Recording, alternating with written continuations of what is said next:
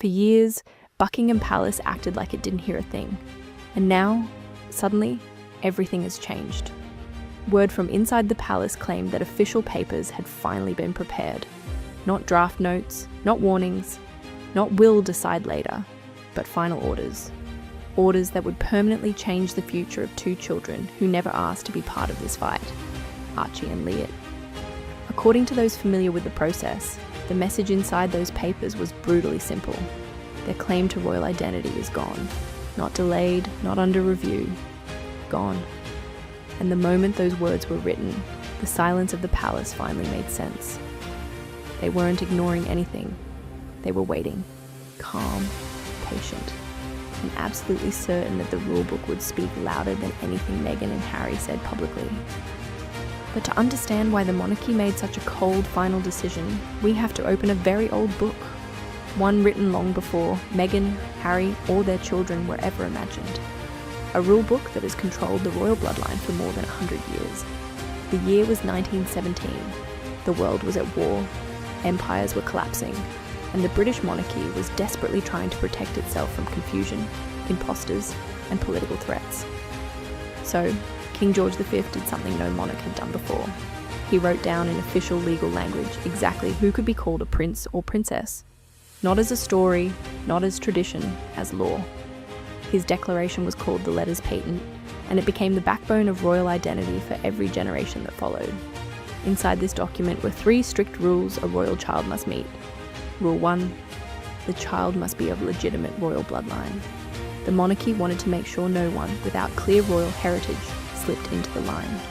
Rule 2, the child's birth must be formally recognised and recorded by the Crown. Not by a press release, not by a private announcement, by the royal household itself. Rule 3, the child must be connected to the Church of England through an official christening. This wasn't optional. It was considered a legal step in royal identity. These rules were cold, precise, and unchanging.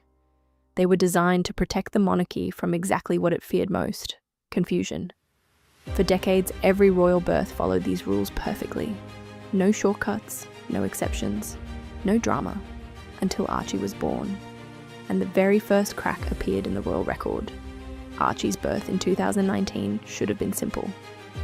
A joyful announcement, smiling parents, a new baby welcomed into history. And at first, that's exactly how it looked.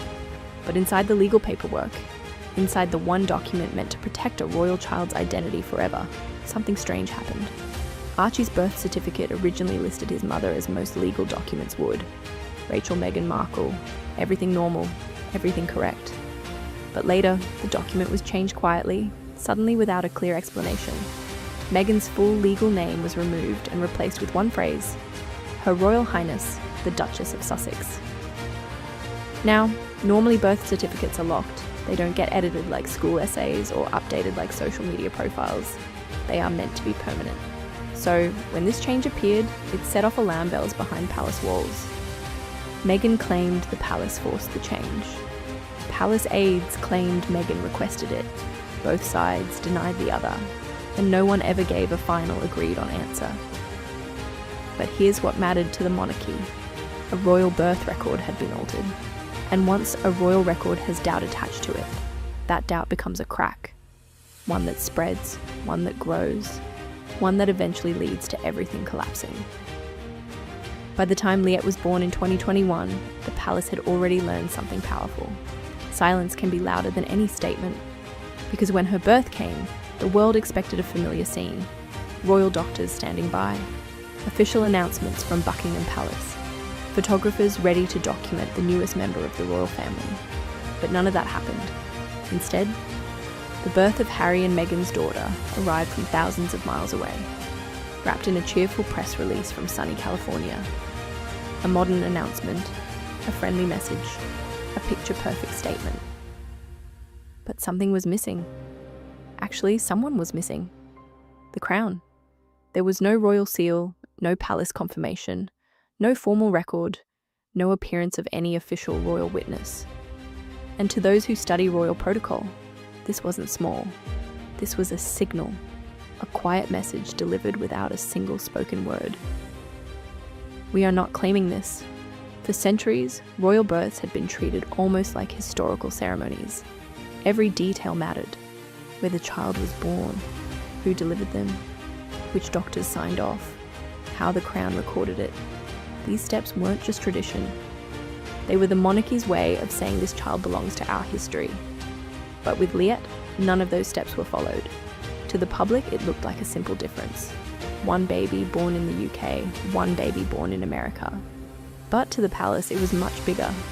A royal child was introduced to the world without the crown's involvement, making her the first Windsor descendant in modern times to enter the world outside the royal record. And inside Buckingham Palace, this wasn't viewed as an accident. It was viewed as a shift, a break from the pathway every royal baby had walked for over 100 years. The quiet rejection had begun. If the birth raised eyebrows, what happened next triggered real alarm. Months later, Meghan shared that Liet had been baptized in California. She spoke warmly about the ceremony, the joy, the photos, the meaning. But behind palace walls, the reaction was very different. Because for royal children, a baptism isn't just a family event. It is one of the core requirements set by the 1917 Letters Patent. It's the moment the child is formally tied to the Church of England, the crown, and the centuries of tradition behind them. It is a legal marker just as important as a birth certificate. But according to sources familiar with church records, Liet's California baptism was never registered with the Church of England. To the couple, it was a beautiful celebration. To the monarchy, it was a ceremony that didn't exist. And in the royal world, this is not a small issue. This is structural. A child without a recognised Church of England christening is considered outside the official record, no matter how heartfelt the ceremony was. Inside palace circles, this was viewed as an avoidable but irreversible mistake. The crown saw it as a break in protocol, not by the child, but by the parents. And instead of strengthening Liet's connection to the monarchy, the event did the opposite. It left her floating between two worlds, celebrated by her family in America, but unrecognised by the institution she was born into. While these cracks formed quietly, another problem was growing, something far more personal and far more painful. When Meghan married Harry, she didn't just join a family. She stepped into a global story, a royal story.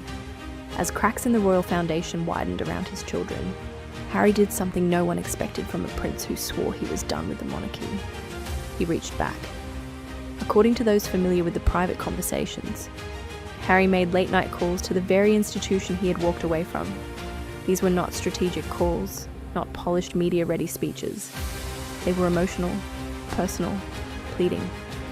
He begged the palace to reconsider, begged for Archie and Lilibet to be written into the royal record, begged for the titles he believed his children deserved by blood. To Harry, this wasn't about fame or branding. This was about legacy, the one thing he thought he could protect even after stepping down. He believed he could leave royal duties behind and still raise royal heirs. But every time he tried to explain, he hit the same unmovable wall.